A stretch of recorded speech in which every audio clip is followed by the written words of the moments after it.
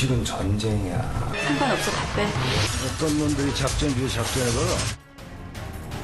최근 무더기 하한가로 이 수면 위로 드러난 주가 조작 의혹은 지난 2009년 개봉 영화 작전을 떠오르게 합니다. 14년이 흐른 지금 주식시장엔 차익 결제 거래 CFD라는 신종 파생 상품이 등장하면서 작전의 규모가 더 커졌고 투자자들 피해도 무한대로 늘게 됐습니다. 이번 사태의 파장과 시사점 황세훈 자본시장연구원 선임연구위원과 알아보겠습니다. 네, 연구원님 어서 오십시오. 네, 안녕하세요. 왜 우리말에 넘어진 김에 쉬어간다는 속담도 있잖아요. 네네. 오늘 근로자의 날이라 주식시장이 휴장이었는데 지난주 연속 하한가 맞고 힘들었던 증시엔 오히려 이게 약이 됐을까요? 네, 그랬을 가능성이 높아 보이고요. 지난주 무더기 하한가가 발생하면서 사실 투자자들이 굉장히 움츠러들었습니다. 이번에 이제 투자 전략을 다시 정비할 수 있는 휴식 시간을 네. 충분히 가지게 되었다는 점에서 긍정적으로 평가할 수가 있겠죠.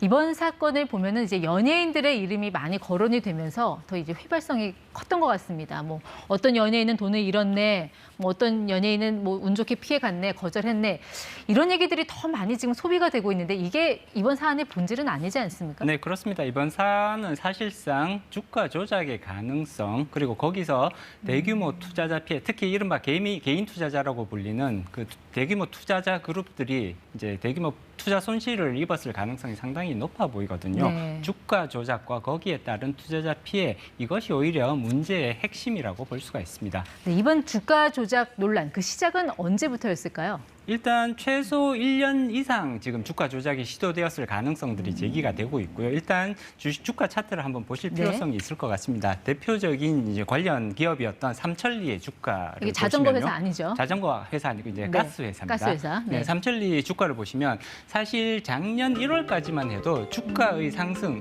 흐름은 굉장히 평이했다고 볼 수가 있습니다. 네. 그렇지만 1월부터 주가 상승이 본격적으로 시작이 됐는데요. 약 1년에 걸쳐 이때만 해도 주가 수준은 10만 원대 수준에 걸려 있었습니다. 그런데 불과 1년 정도의 시간 만에 네. 50만 원을 상회하게 되거든요. 뭔가 실적 계산이나 뭐 이벤트가 있지 않았을까요? 만약에 이게 실적 개선과 연결된 주가 상승 흐름이었다면 충분히 합리화가 될 수가 있습니다. 네. 그렇지만 실질적으로 실적 개선이 얼마나 이루어졌는지를 살펴보면 굉장히 미미한 실적 개선에 불과하거든요. 예. 이 정도의 급격한 주가 상승을 합리화할 수 있는 실적과는 거리가 멀었다. 그렇기 때문에 작년부터 이미 네. 해당 기업의 주가 흐름이 상당히 좀 이상하다라는 예. 시장의 평가가 이미 나오기 시작했던 거죠. 지금 사태같이 비슷한 흐름을 보인 기업들이 한 7개가 더 있습니다. 총 합쳐서 한 8개. 그렇습니다. 보면은 하림 같은 경우도 그렇고 또 하나가 이제 운수 이런 화물 쪽 회사죠. 세방. 다 이제 흐름이 비슷한데 근데 보통 이제 주가 조작이라고 하는 거는 단기간에 이렇게 단타 치고 수익 내고 빠져나오지 이렇게 2, 3년에 걸쳐서 쭉 이렇게 주가를 올리기도 하나요? 이게 상당히 이례적인 것 같은데요. 굉장히 이례적인 사건이라고 볼 수가 있습니다. 대부분의 주가 조작 사건들은 보통은 단타 관점에서 접근이 되거든요. 예. 아무리 길어요. 6개월 이상 주가 조작이 시도되는 경우들은 그렇게 자주 발생한다고 보기는 어렵고요. 네. 그렇지만 이번 사건들은 최소 1년, 길게는 거의 3년에 가까운 시간 동안 이 주가 조작이 시도되었을 가능성들이 제기가 되고 있는 거거든요. 굉장히 장기간에 걸쳐서 네. 티나지 않는 방법으로 치밀하게 계획된 주가 조작 사건일 가능성이 높아 보입니다. 일단 업종들만 봐서는 뭐 하나는 뭐 에너지 회사, 하나는 뭐 닭고기 회사, 운수 회사 공통점을 찾아보기가 어려운데 그래도 최대 공약수를 뽑자면 어떤 게 있습니까? 가장 중요한 공통점이라고 하면 최대 주주의 지분이 대단히 높다는 점. 다시 말해서 유통되고 있는 주식의 숫자가 작다라는 거거든요. 네. 이렇게 되면 약간의 수급의 불균형만 생겨도 쉽게 주가가 상승하거나 혹은 하락할 수가 있습니다. 네. 주가 조작이 상대적으로 더 쉬운 종목이라는 쉬웠다. 공통점을 가지고 있는 거죠. 그러니까 폭등도 했지만 이제 폭락도 했어요. 잠깐 그렇습니다. 차트를 다시 한번 보면요. 차트. 지금같이 저렇게 수직 낙하하는 거 이거는 무슨 코인 시장에서 보는 그런 차트 아닙니까? 어떻게 저렇게 사실상 됐을까요? 코인 시장에서도 관찰하기 힘들 정도의 그런 폭락이라고 볼 수가 있고요. 4일 연속 하한가를 기록하게 됩니다. 네. 4일 연속 하한가는 주식시장 역사에서도 사실 그 비슷한 사례를 찾아보기가 쉽지 않은 예. 그런 사례들이거든요. 그렇기 때문에 4일 연속 하한가를 맞게 되면 네. 예를 들어 10,000원의 가격에서 4일 연속 하한가를 맞게 되면 가격이 2,500원까지 떨어집니다. 그 말씀은 이제 의도나 계획적인 게 없이는 불가능한 상황이다. 그렇습니다. 그렇기 때문에 이렇게 급격한 하한가가 나타났다는 것조차도 사실 여기에 주가 조작이 개입되어 있을 가능성을 강력히 시사하는 것이죠. 네, 근데 이제 금감원이 그래서 이제 조사에 착수한다고 하는데 사실 이런 문제를 막기 위해서 있는 게 금감원이잖아요. 네네. 조사를 했으려면 이유 없이 꾸준히 오를 때부터 그때부터 의심을 가졌어야 되는 거 아닌가요? 그렇지만 보시면 아시겠지만 주가가 하루아침에 2배가 되고 3배가 되고 이런 식으로 조작이 시도된 것이 아니고요.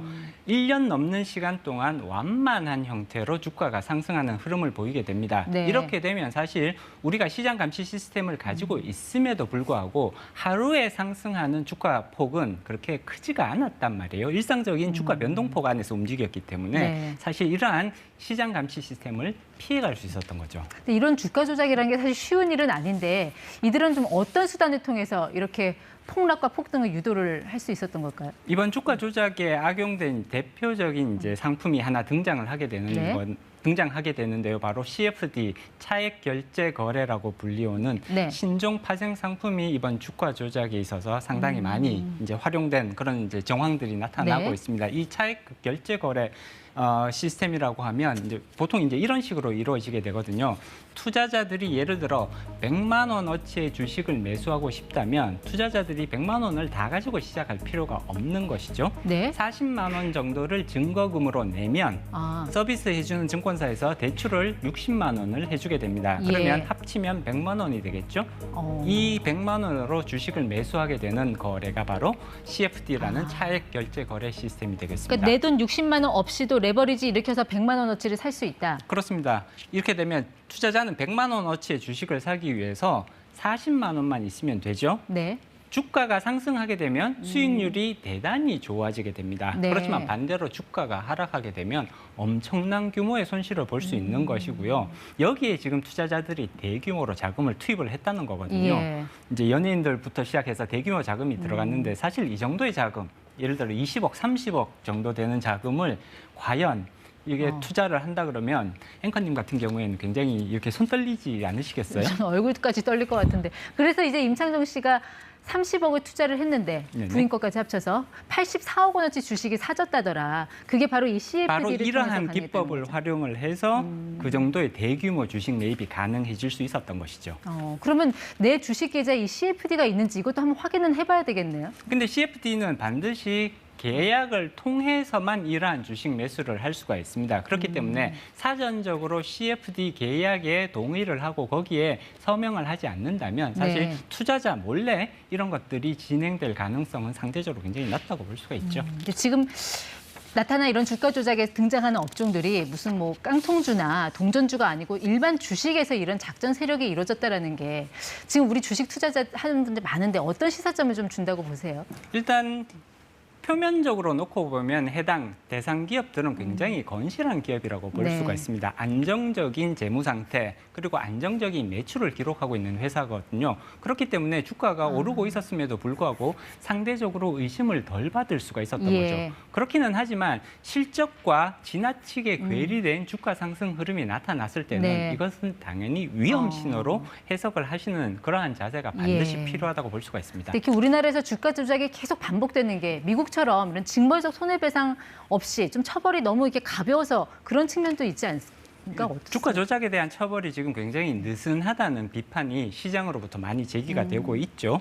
미국 같은 경우에는 예를 들어서 주가 조작을 통해서 엄청난 규모의 투자자 피해를 일으켰다면 최고 종신형까지도 가능하다라는 그런 이제 견해들이 많습니다. 예. 그렇기는 하지만 우리나라 같은 경우에는 설사 법정에서 유죄 판결이 난다고 하더라도 네. 실질적인 형량은 대단히 낮다는 거예요. 대체로 보면 3년에서 4년 정도의 가벼운 형량으로 이러한 대규모 주가 조작 사범들에 대한 처벌이 이루어지기 때문에 네. 처벌이 너무 솜방망이인 것이 아니냐라는 예. 비판들이 나올 수밖에 없는 것이죠. 알겠습니다. 이번 금감원과 검찰의 조사를 통해서 배후 세력이 밝혀지고 이들에 대한 그 징벌 수위가 확정된다면 그게 또 하나의 시사점이 될 수도 있겠네요.